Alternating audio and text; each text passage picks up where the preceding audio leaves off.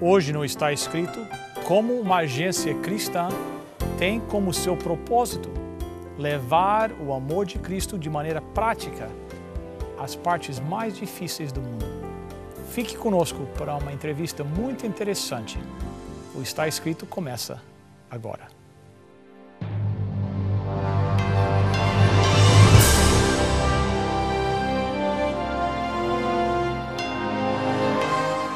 Venceu a prova do tempo. O livro de Deus, a Bíblia. Ainda relevante neste mundo complexo. Está Escrito Canadá, partilhando mensagens de esperança ao redor do mundo.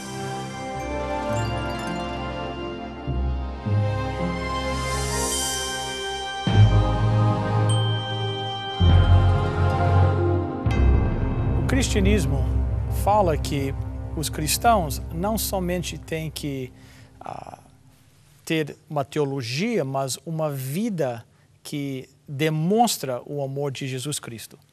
E nós temos o privilégio aqui no Canadá de ter uma organização cristã que tem como seu objetivo primário levar o carinho, o amor, ajudar nas áreas difíceis do mundo. Essa organização se chama ADRA.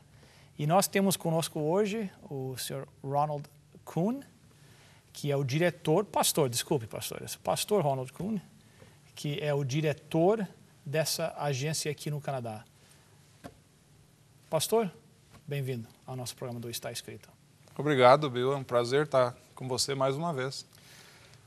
Ronald, fale um pouquinho para os nossos telespectadores o que é a ADRA e qual é esse motivo, esse objetivo principal da agência de vocês. A ADRA é a Agência Humanitária da Igreja Adventista. A ADRA é uma sigla em inglês que quer dizer Agência de Desenvolvimento e Recursos Assistenciais. Ela foi estabelecida para trabalhar em duas frentes, a parte de assistência emergencial em casos de emergência e a parte também de desenvolvimento, em outras palavras, ajudar as pessoas a ajudarem-se a elas mesmas. Toda a parte de desenvolvimento sustentável e ajudar a pessoa a sair do ciclo de miséria que ela se encontra muitas vezes. Então, a ADRA foi estabelecida como uma resposta cristã ao sofrimento no mundo. E hoje ela cresceu e está presente em mais de 120 países. Trabalhamos em todas as partes, praticamente, todos os cantos do globo. E os recursos para esses projetos vêm de onde? Os recursos, primeiramente, das pessoas individuais, como você e como eu, como qualquer um que doa a sua pequena contribuição, às vezes começa com pequenas contribuições, que depois são multiplicadas com recursos de governos, certo. Comunidade Europeia, o governo do Canadá, Austrália, Japão, Alemanha, Noruega, Suécia. Essas agências governamentais, cada governo tem as suas reservas para o desenvolvimento e cooperação internacionais.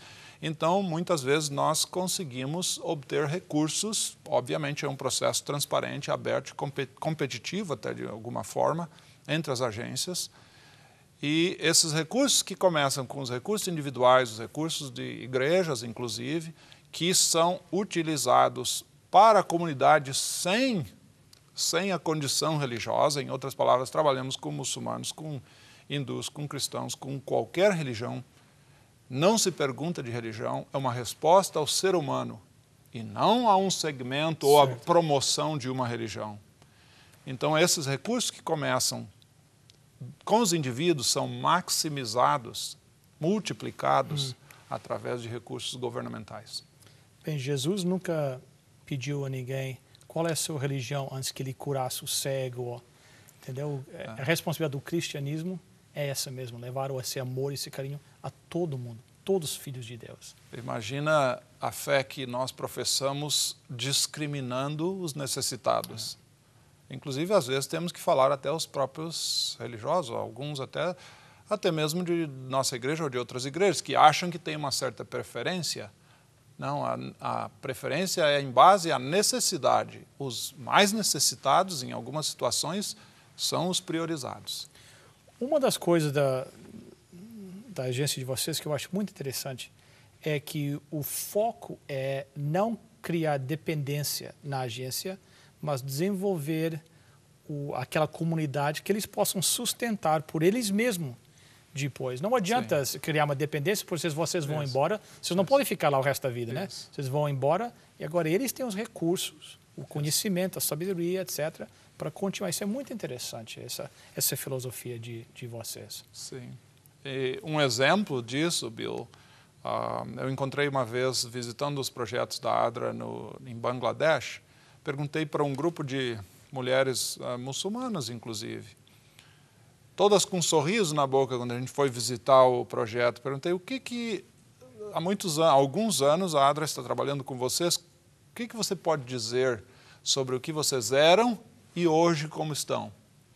Aí elas todas queriam falar, estavam animadas, e uma falou assim, em inglês, ouvi, nunca esqueci essa frase, I was nobody. Eu não era ninguém. E aí ela explica que através dos projetos que começou com educação de saúde básica, para evitar que as crianças ficassem doentes, depois ela recebeu crédito para começar um pequeno negócio. Além de tudo, a expressão dela de que ela não era ninguém se referia que ela não sabia ler nem escrever, e através do projeto comunitário ela aprendeu a ler, foi alfabetizada. Ela disse que tinha vergonha de ir no mercado e no banco, nunca havia entrado em estabelecimentos públicos de vergonha porque não sabia ler. E agora ela fala com um sorriso na boca, eu me considero uma pessoa. Então esse é o foco de você ser um catalisador de mudanças essenciais, de coisas básicas que a comunidade, que o ser humano precisa. Bem, um dos motivos que eu quis que você voltasse ao nosso programa, eu sei que depois do terremoto no Haiti, como é que se diz em português? Haiti, você teve a oportunidade de visitar esse local, e eu gostaria eu sei que nossos telespectadores têm interesse também em saber o que é que aconteceu lá, o que aquilo foi. Nós escutávamos aqui nas notícias, 250 mil pessoas morreram, aquilo foi um negócio horrível. E você foi lá, a ADRA estava lá, logo no início, né? Me conta um pouquinho como é que foi essa experiência, o que é que vocês viram lá, as dificuldades, o que é que vocês conseguiram fazer lá para tentar aliviar um pouquinho daquele sofrimento. A ADRA já trabalha no Haiti há muitos anos e havia reduzido um pouco a sua operação, mas tinha toda a sua estrutura e tinha, obviamente, dezenas de trabalhadores. Então, quando o terremoto passou, nós mudamos o programa de desenvolvimento, todas as pessoas passaram a atender a emergência. Então, afortunadamente, como se diz, toda a estrutura, armazéns, veículos, escritórios, foi canalizado para apoiar não só a ADRA, como outras agências que não tinham armazéns. Então, nós abrigamos outras agências que precisavam de espaço para armazenar alimentos e medicamento e materiais nos nossos armazéns. Então, a primeira resposta numa situação caótica é responder com aquilo que você tem e já planificando as próximas etapas. Então, nós priorizamos um campo de refugiados ao lado na universidade, que estava ao lado do escritório da propriedade da ADRA, um apoio a mais ou menos 20 mil e tantos refugiados, se fala deslocados internos, e com a prioridade para comida, água e abrigo, saúde e aconselhamento às pessoas traumatizadas. Então, esse foi o nosso foco na chegada no Haiti. Obviamente, a emergência ela segue uma evolução. Você começa com emergência de sobrevivência, as pessoas têm que comer, beber e dormir e tratarem os seus problemas de saúde. Depois você começa a pensar, ok, agora onde elas voltam dos campos condensados e concentrados de pessoas, para onde vamos levá-las para ter pelo menos abrigo temporário até que se defina a situação de onde voltam a viver permanentemente. Sim. Então, quando você pensa numa catástrofe como no caso do Haiti, você não está trabalhando com com 10, 20, 30 mil pessoas, você está trabalhando com 1 a 2 milhões de desabrigados. E isso são muitas agências e muita coordenação. E não é fácil, porque o Haiti não estava preparado para o terremoto. O Haiti é um país... Já é um país pobre, né? Praticamente o país mais pobre da América Latina. E ele não tinha estruturas, as construções não são feitas à prova de sismos, à prova de terremoto.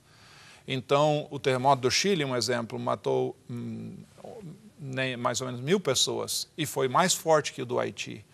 Então, como o país não tinha antecedentes de terremotos, a devastação foi muito maior. E também tem o aspecto psicológico, que foi muito grande, uma coisa que não acontecia há centenas de anos no Haiti. Então tem tudo isso, a pobreza, a situação da infraestrutura que não estava preparada, o caos social público. É um país de desafio, teremos trabalhos para muitos anos para ajudar o povo a reconstruir a sua sociedade, a sua comunidade. Como você chegou lá, qual foi a primeira impressão que você teve ao chegar? Bastante caótico trânsito da cidade, não? Muita ajuda humanitária, os veículos circulando, grandes caminhões e o trânsito sem muita ordem. Foi bastante assim uma impressão grande de... Eu já trabalhei em muitos países em desenvolvimento, então não me choca muito isso, mas o Haiti foi um pouco mais porque não havia muita ordem no trânsito quando precisava haver mais ordem. Foi chocante aquilo. E depois também chocante a magnitude de alguns edifícios, como ficaram assim como panquecas. Escolas que ficaram poucos metros assim, que caiu todos os andares assim, tchá, todo achatado. A magnitude do impacto de algumas construções que caíram, não todas, né? Muitas casas permaneceram em pé, foi grande. E como todos os telespectadores viram nas notícias, foi bastante forte. Então, mais interessante, por outro lado, um povo amigo, alegre. As crianças pegavam na nossa mão para ficar caminhando. Uns contrastes assim que... Né? Sorrisos e agradecimento, ao mesmo tempo que às vezes euforia de descontentamento. Então você vê de tudo. Eu acho que numa hora dessas também as nossas prioridades na vida levam a uma mudança, né? Sim. Drástica, né? Sim. Aquilo que nós achávamos que tinha tanto valor, de repente não tem mais valor, né? Não tem. Interessante. Então, nesse campus, foi num campus, você falou, da universidade? Isso. Tinham 20 mil pessoas. 20 e tantas mil pessoas. Então vocês são responsáveis pela comida para eles, água? Água, comida, abrigo, saúde e aconselhamento para os traumatizados. Quantos funcionários aí vocês tinham lá? Assim, nessa hora você tem que trabalhar com centenas de pessoas, né? Porque o Programa Mundial de Alimento das Nações Unidas estava também doando alimentos através da ADRA, não só para os refugiados, os deslocados no campo, mas para a comunidade afetada. Então o nosso armazém, além dos deslocados, estava beneficiando as comunidades afetadas em volta. Então tinha muito trânsito de comida, de alimentos que às vezes ficavam 500, 600 toneladas, poucos dias já saíam, eram distribuídas, entrava novamente. Então muita gente na supervisão, coordenação, logística dos alimentos. Outra equipe na água, distribuindo e purificando água em vários pontos de distribuição de água. Então vocês estavam usando... Desculpe minha ignorância aqui, mas vocês traziam água de fora, engarrafada? Não.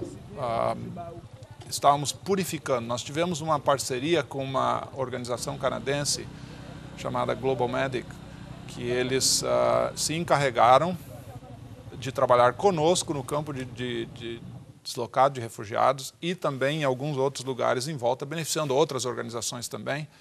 Então, eles tinham purificadores de água portáteis que funcionavam através de uma motocicleta. Sério? Então, chamado de tracker.